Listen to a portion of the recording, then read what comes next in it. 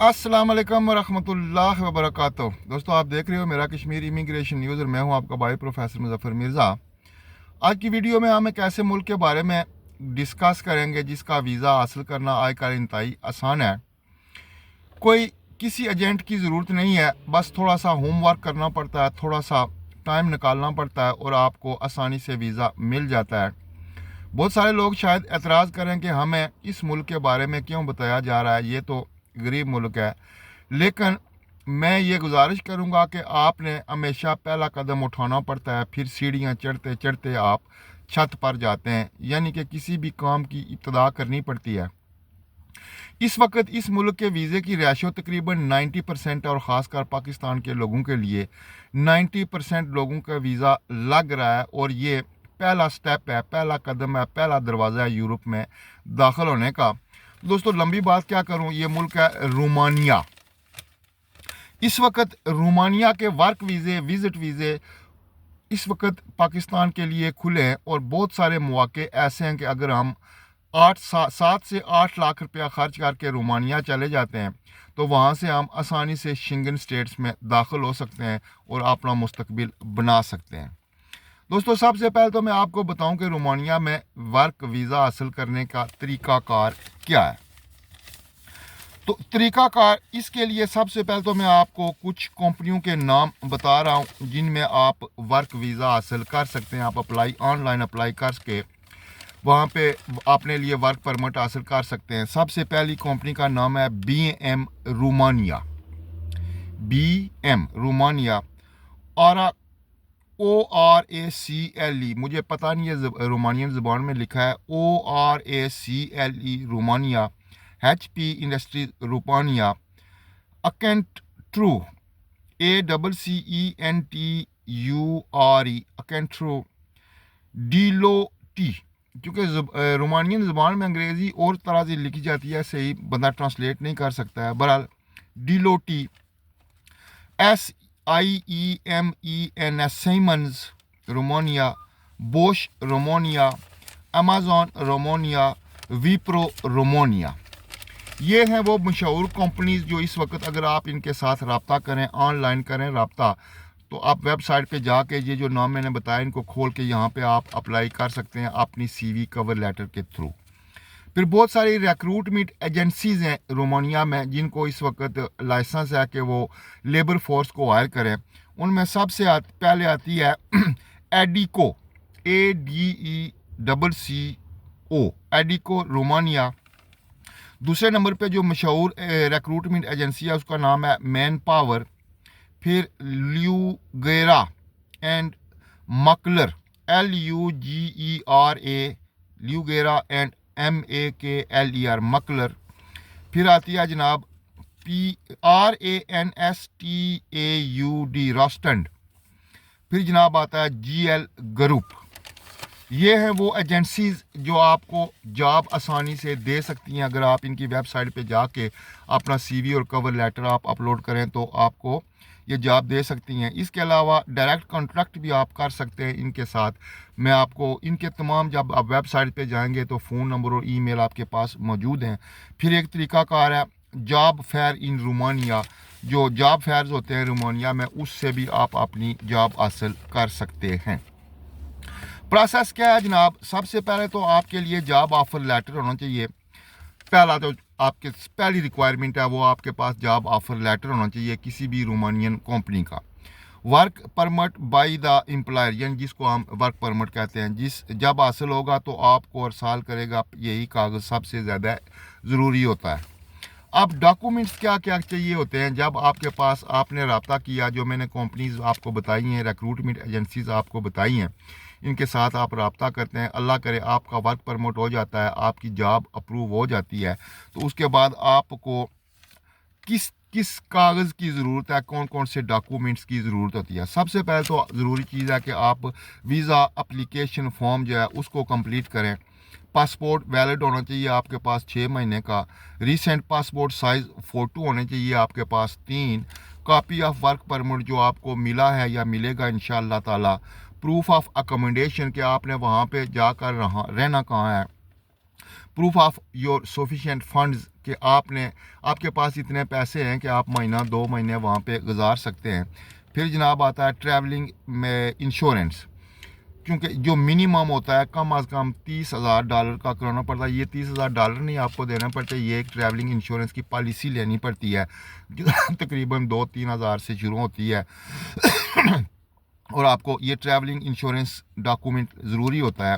फिर police clearance certificate यानी कि करैक्टर सर्टिफिकेट, और proof of visa fee paid कि आपने वीज़ा की फ़ीस जमा करा दी है। अपने वीज़ा के लिए दरख्वास्त जमा कराने एम्बेसी या कौंसलेट में जमा करानी पड़ती है। इनके तमाम लिंक्स और एड्रेस आपको मिल जाएंगे इसकी डिस्क्रिप्शन में। फिर जनाब सवाल आपका ये, जब आपने अपनी एप्लीकेशन जमा करा दी, ये तमाम कागजात लगाए, आपने अपने डॉक्यूमेंट्स जमा करा दिए रोमानियन एम्बेसी में, उसके बाद आपको वो एक आपका काम क्या है कि आपको वो ये इंटरव्यू के लिए कॉल कर सकते हैं। इंटरव्यू में अक्सर औकात वो आपसे सवाल करते हैं कि आपका एम्प्लॉयर कौन है, आपने क्या काम करना है, वहाँ आपने कहाँ रहना है, आपकी राश का क्या सबूत है, आपके पास अखराजात हैं, ये वर्क परमिट जो है आपने किस तरह हासिल किया है, किसी एजेंट के थ्रू हासिल किया है, ऑनलाइन किया है या क्या, इसके सोर्स क्या है। इस वक्त आपके पास तमाम अच्छा ये वो आप सवाल आपसे जनरल सवाल पूछ सकते हैं। जब आप इंटरव्यू के लिए जाएं तो आपके पास जो मैंने पहले कागज़ बताए 7-8 किस्म के, वो सारे कागज़ आपके पास होने चाहिए। एक दफ़ा आपका इंटरव्यू हो जाता है, फिर आपको इंतज़ार करना पड़ता है। आज का टाइम ज़्यादा लगता है, तकरीबन 1 महीना लग जाता है रोमानिया का। जब वीज़ा आप अप्लाई करते हैं इंटरव्यू के बाद 1 महीना लग जाता है आपको वीज़े की कन्फर्मेशन होने के लिए। जब आपको वीज़ा कन्फर्म हो जाए तो आप फिर रोमानिया सफ़र कर सकते हैं। अब एक और ज़रूरी चीज़ जो आपको मैं बता रहा हूँ वो ये है कि किन किन शुबों में इस वक्त रोमानिया को बंदों की ज़रूरत है। तो सबसे पहले तो उनको जब मेन डिमांड है जनाब वो कंस्ट्रक्शन एंड स्किल्ड लेबर की है, यानी कि मिस्त्री और मज़दूरों की उनको इस वक्त ज़रूरत है। दूसरे नंबर पर है इंफॉर्मेशन टेक्नोलॉजी, फिर जनाब मार्केटिंग, फिर आज आ जाते हैं जो नहीं मैकेनिक और इलेक्ट्रिकल मैकेनिक हो गए या दूसरे हर किस्म के मैकेनिक यानी इंजीनियर किस्म के लोग जो हैं उनकी ज़रूरत है। हेल्थ केयर में और नर्सिंग के शोबे में उनको इंतहाई ज़्यादा ज़रूरत है। इसके अलावा होटलिंग, एग्रीकल्चर और फार्म वर्किंग। होटलिंग आप समझते हैं कि अगर आप शेफ़ हैं, अगर आप वेटर हैं, आप ऑफिस बॉय हैं, इसमें उनकी ज़रूरत है। एग्रीकल्चर में अगर आप जानते हैं कि फसलें किस तरह काटी जाती हैं, किस तरह गट्ठी की जाती हैं, एग्रीकल्चर में उनको ज़रूरत है। इसके अलावा मैन्युफैक्चरिंग और हाउस जो नहीं होते वेयर हाउस, यानी मुख्तलिफ कंपनियाँ जिनमें पैकिंग और पिकिंग एंड पैकिंग का काम होता है, ये तमाम काम इस वक्त रोमानिया में सबसे ज़्यादा इन शुबों में लोगों की ज़रूरत है। अब मैं आपको ऑनलाइन अप्लाई करने के लिए कुछ वेबसाइट्स दे रहा हूँ। उनमें सबसे पहले आती है जनाब वेबसाइट, उसका नाम है best jobs Romania, BEST best jobs Romania.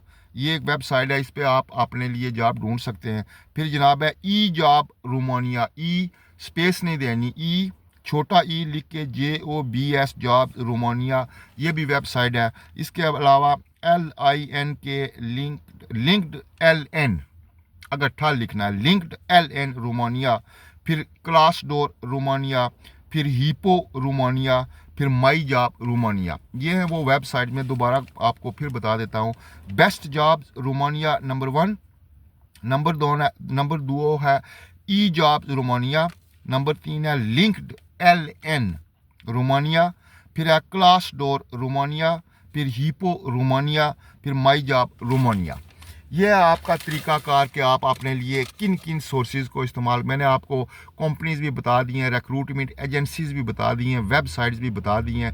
मज़ीद मालूमात आपको डिस्क्रिप्शन में भी मिल जाएगी अगर आप थोड़ी सी हिम्मत करते हैं, थोड़ा सा हौसला रखते हैं। दोस्तों रोमानिया का मसला ये है कि रोमानिया बेसिकली बहुत अमीर मुल्क नहीं है, एक गरीब मुल्क है। और रोमानिया के जो लोग हैं वो बहुत मेहनती हैं। अगर इस वक्त आप इंग्लैंड के वेयर हाउसेज और मुख्तलिफ शुबों में देखें तो तकरीबन 70% रोमानियन लोग रोमानिया छोड़ के यहाँ पे आते हैं, क्योंकि वो डबल वेजेस के चक्कर में होते हैं। इस वक्त रोमानिया में अगर आप जाते हैं तो आपको सबसे ज़्यादा जो काम मिल सकता है वो डिलीवरी, फूड डिलीवरी और मुख्तलिफ किस्म की होम डिलीवरीज़ का काम मिल सकता है, बहुत आसानी से मिल सकता है। और आपको बेसिक क्या चाहिए होता है, अगर आप ड्राइवर हैं तो आप मोटर बाइक भी ड्राइव कर सकते हैं। सकते हैं, आप कार भी ड्राइव कर सकते हैं इंटरनेशनल लाइसेंस पे। अगर ये चीज़ें भी आपके पास नहीं है तो आप इलेक्ट्रिक साइकिल लेके वो भी डिलीवरीज का काम कर सकते हैं। और आप आसानी से अगर आप 8 घंटे रोज़ काम करते हैं, 5 दिन काम करते हैं, तो आप कम अज़ कम 1200 से 1500 यूरो कमा सकते हैं। इसमें से आप 300 खर्चा कर दें, फिर भी 1000 यूरो आपके लिए बच जाता है। प्लस रोमानिया आपको पता है शेंगन स्टेट्स में आता है। अगर आप वहाँ 2 साल रहते हैं, आपको वहाँ का कार्ड मिल जाता है, तो आपके लिए आसानी है कि आप यूरोप के किसी मुल्क में भी जा सकते हैं। इसलिए मैंने शुरू में कहा था ये एक पहली सीढ़ी होती है। आपको अगर कामयाबी चाहिए तो मेहनत करनी पड़ती है। पहले आपको कुछ मुश्किलात, कुछ तकालीफ बर्दाश्त करनी पड़ती हैं, उसके बाद जाकर आपको अच्छी मंजिल मिलती है। मैं आपको अल्फन कहता हूँ कि मेरा हकीकी भांजा वो रोमानिया गया, वहाँ पे 3-4 महीने उसने काम किया और अब वो इटली में है। इटली में बेहतरीन सेटल है, वो अच्छे पैसे कमा रहा है और उसने वो अप्लाई भी किया, कर दिया, आरजी कार्ड भी मिल गया है। इसके अलावा मेरे गांव के 3-4 बंदे ऐसे, मैं नाम भी ले सकता हूँ, सलीम जमशेद उसका नाम है, एक चौधरी है, वो भी है। ये लोग रोमानिया गए, वहाँ से ये इटली चले गए। थोड़ी मुश्किलात, थोड़ी परेशानियाँ इन्होंने बर्दाश्त की, अब ये इटली में अच्छा रोज़गार कमा रहे हैं, अपने वालिदैन की, बहन भाइयों की खिदमत कर रहे हैं। तो दोस्तों, ये मोटिवेशनल किस्म की आज मेरी स्पीच है। मैं आपको सिर्फ ये कह रहा हूँ कि आप डायरेक्ट अगर इंग्लैंड, अमेरिका या कनाडा नहीं जा सकते, सोर्सेज कम हैं, तो आप कम अज़ कम पहला स्टेप उठाएं, घर से निकलें, यूरोप में दाखिल होएं। उसके बाद आपका अल्लाह मुसब्बिबुल असबाब होता है, वो इसबाब लगाता है और आपके लिए रास्ते खुल जाते हैं। उम्मीद है आपको वीडियो या इन्फॉर्मेशन या मेरी तकरीर पसंद आई होगी। अगर पसंद आए, आपकी मर्ज़ी, आपने जो करना है। मेरा फ़र्ज़ था आपके लिए छोटी सी मालूमात देना, जो मैंने रिसर्च करके हकीकत पर मबनी रिसर्च पर आपके लिए पहुँचाई है। अपना ख्याल रखना। मुझे दें इजाज़त। आपका भाई प्रोफेसर मुज़फ़्फ़र मिर्ज़ा।